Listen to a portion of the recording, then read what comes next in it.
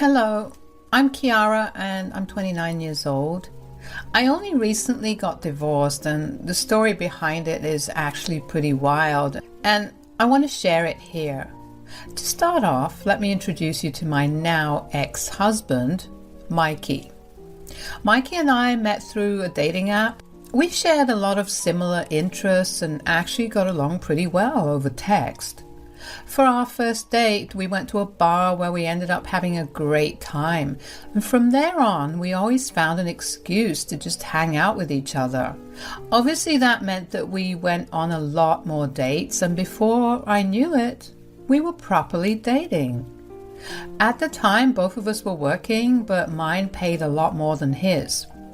He still lived with his parents while I had my own house, so he would come over to my place a lot more often than I would go over to his. Of course, I had met his parents, Janice and Hugo, but only in passing. Even in those few times that I met them, they seemed lovely. About a year and a half into Mikey and I dating, I asked him to move in with me. That marked a turning point in our relationship because that only brought us closer. The next 2 years was super blissful, so it came as no surprise when Mikey proposed and I said yes. Our wedding was an elegant affair where we invited a lot of people from both our families. It was around then that I properly interacted with his family. I usually had a very demanding job, so I was almost always way too tired to do anything but come back home and sleep, which thankfully Mikey was very understanding about. At the wedding, Janice invited me over to their place for dinner the next week, and I figured it had been high time that I spent proper time with them, so I agreed. When we went over to their place, Janice and Hugo greeted me very warmly. The dinner table was already set with dinner and each plate was served. As we sat down to eat, Janice was very insistent about where I was supposed to sit. I thought it was odd, but I didn't think too much about it. Dinner was great and I genuinely had a good time with Mikey's parents. Throughout it, they kept thanking me for everything I did for Mikey, and of course I told them that I loved him and I would do anything for him. But when I returned home, my stomach began to feel really upset. It hurt really bad and I felt like I needed to throw up. Mikey held my hair back as I puked everything that I had ingested in the day. I felt so sick, but at that time, I didn't think that it had anything to do with Janice's food. I had gone out to eat sushi with some friends that day and just chalked it up to that. The next time Janice and Hugo invited us over was about 4 months later. Once again, I had been way too caught up with work to actually go and spend time with them, so this felt like a good way to catch up.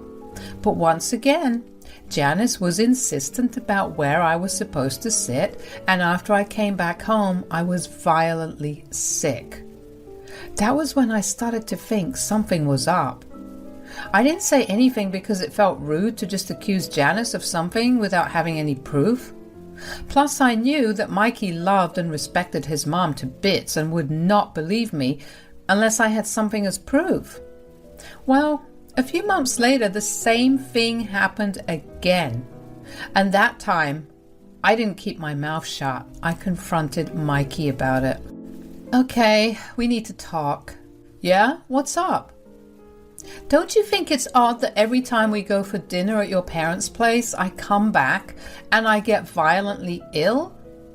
What exactly are you trying to imply? I don't know, Mikey. It's just odd, isn't it? Whenever we go out to eat, nothing happens, but only at their place. Are you trying to say that my mom is messing with the food? If the shoe fits. Do you have any proof of her doing that? No, but then how dare you accuse her of something as heinous as that? My mother is the sweetest woman on earth and she would never do something like that, ever. Mikey, I know you love your mom, but please, 3 times is a lot of times to get sick in the same fashion. Stop coming up with theories. They're a waste of time.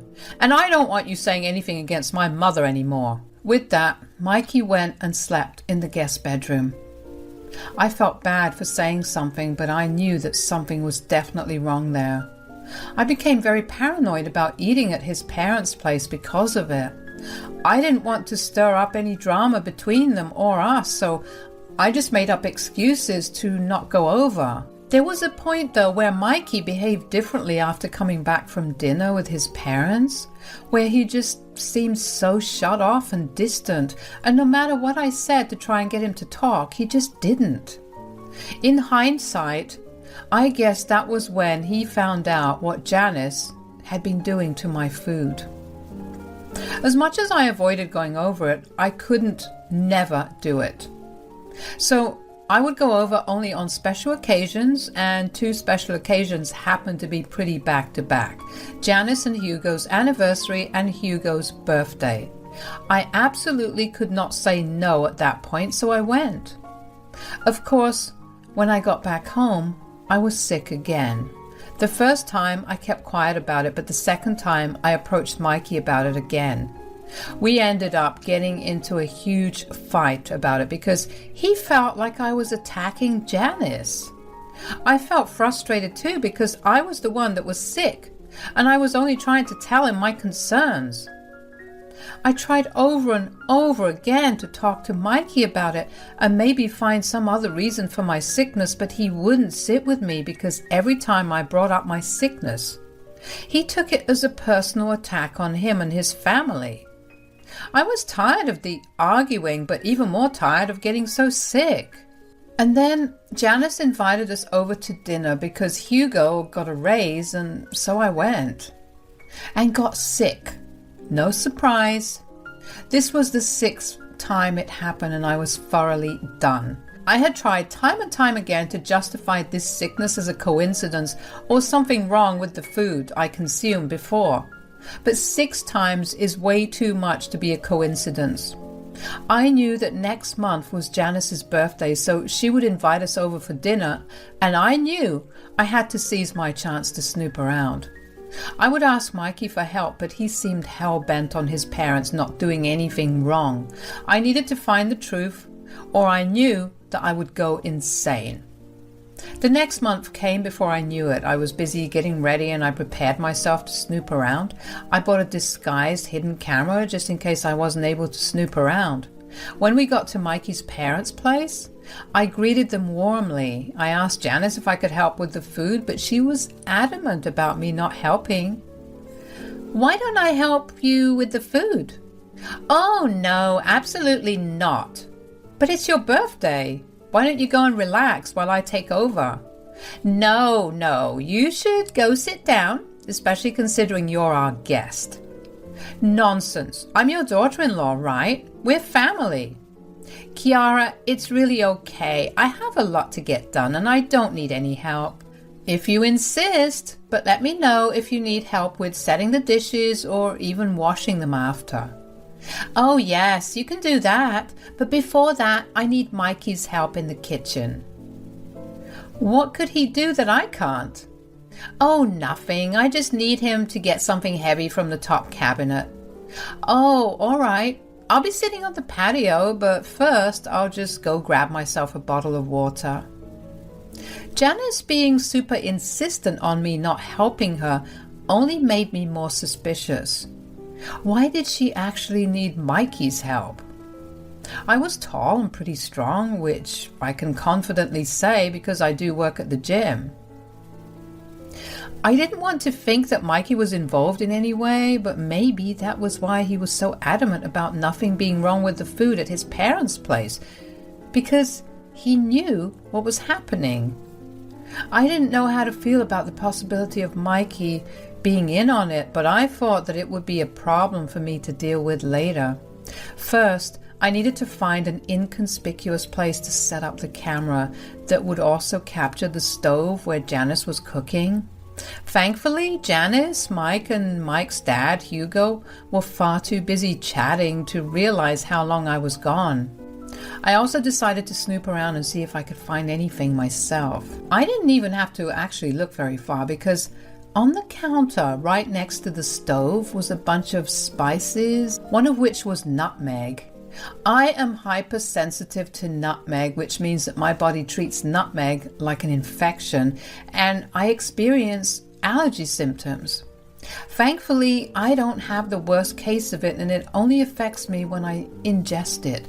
But my symptoms include stomach aches, nausea, vomiting, and diarrhea, all of which I've been having every time I went over to eat there. Seeing the bottle of nutmeg there open made my blood boil. I remember telling Mikey to tell his parents about my nutmeg allergy the first time I had dinner at their place. So, had Janice actually been adding it to my food? And was Mikey in the know and still letting her do it?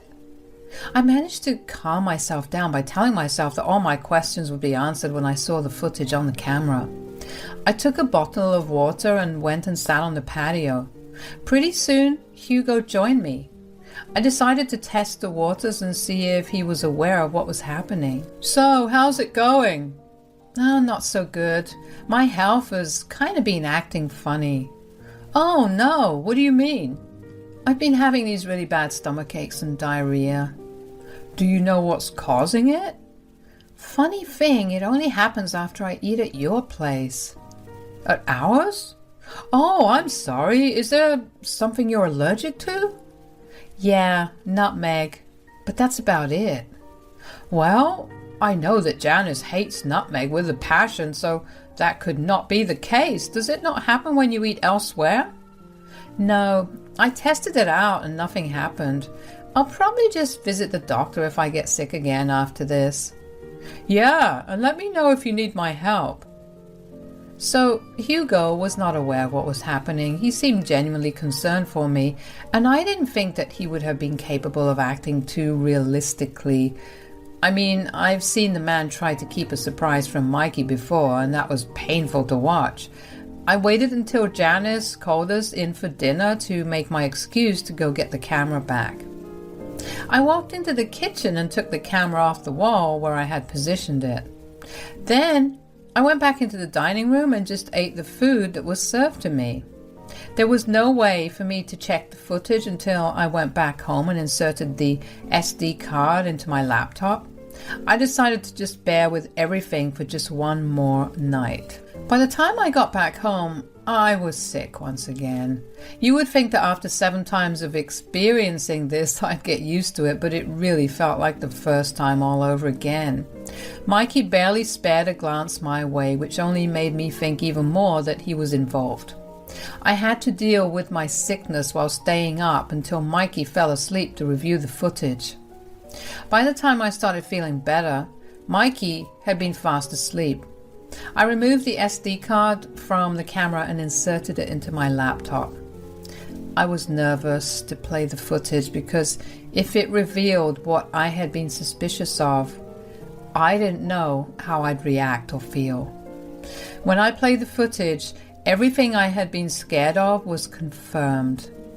I saw Janice and Mikey happily talking away while she stirred the pot of food, and then she picked up the bottle of nutmeg and turned to Mikey, who laughed at her as she put it into the stew.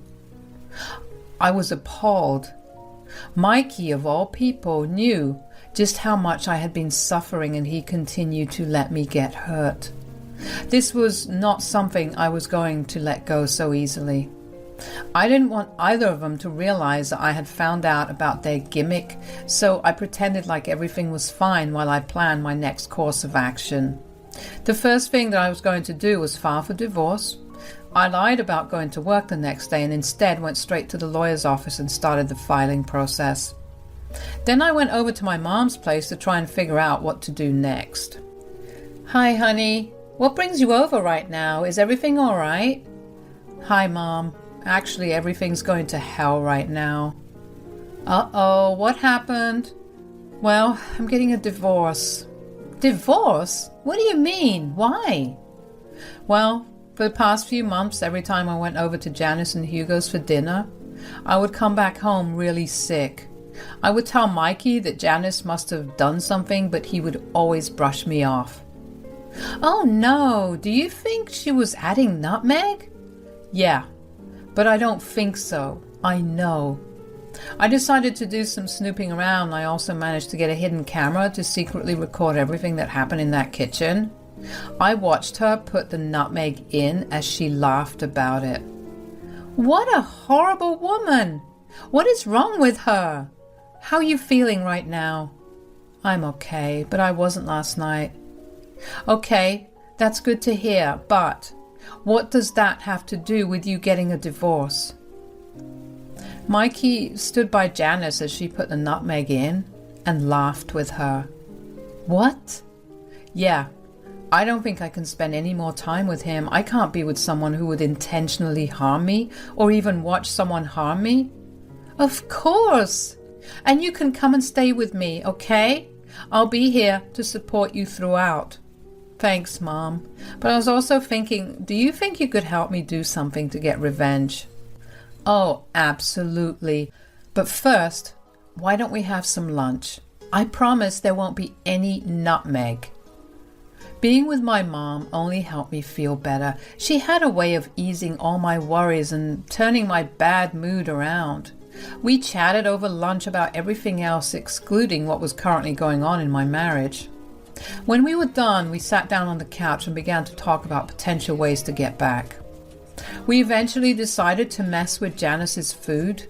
Mikey would get what he deserved when I served him the divorce. Thankfully, we had separate accounts for everything and the house was in my name. He would get absolutely nothing and he would go back to living with his parents. But messing with Janice's food while it was only a few of us present was not going to be very fun, so I had to find a reason to throw a party where people from both Mikey and my family could attend, and we found the perfect reason. It was my mom's birthday in 2 weeks and she was turning 50, which is a milestone birthday. It was the perfect reason to invite a bunch of people over, and watching Janice get humiliated would only make it better. When I got back home that evening, I talked to Mikey about hosting a party for my mom. So, it's my mom's birthday pretty soon. Oh, right. Is she doing something? Not really. I was thinking, do you think we could throw her a party at our place? I don't mind, but why our place? I was thinking we could do it like a surprise party for her, considering she's turning 50. Oh, yeah, absolutely, we can. Great! And about the guests, who do you think we should invite? Well, for sure your family, and see if her friends would like to join too. Sounds great. You know what? Invite your family too. Are you sure? My family isn't exactly close to yours. It's all right, we can bond them. We'll make this a big celebration. Sounds like a blast. Everything was going according to plan. I was busy preparing for the party for next week. I prepared all the food and cleaned the place up. Ever since I filed for a divorce, I began to notice things about Mikey that irked me even more. Like him not even helping me with the party one bit, and instead watching TV as I worked my butt off. It only made me feel better about my decision to leave him. As the preparations for the party were coming together, I also went and collected the divorce papers. Everything was set. Finally, on the day of the party, the guests all gathered in our backyard and surprised my mom. The evening went well, and when it came to dinner time, I handed out everyone's food already served on plates. That allowed me to mess with Janice's food separately.